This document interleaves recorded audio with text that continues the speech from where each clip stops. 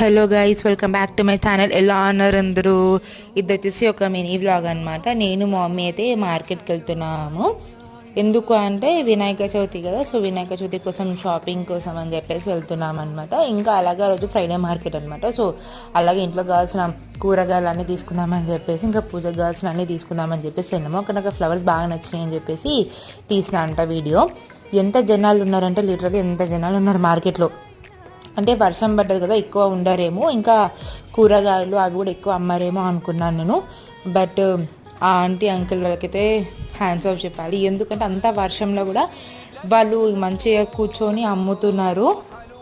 అంటే కింద అంత గలీజ్ ఉంది, అంటే అంత గలీజ్ ఉంది, అయినా కూడా వాళ్ళు అమ్ముతున్నారు. అంటే గ్రేట్ అనమాట. ఎంత చీకటి అయిందంటే అంత చీకటి, ఎంత లైట్స్ కూడా చక్కగా లేకుండా, బికాజ్ వర్షం పడుతుంది కాబట్టి ఎలక్ట్రిసిటీ ప్రాబ్లం కూడా ఉండే. సో అట్లా అయిందనమాట మా షాపింగ్.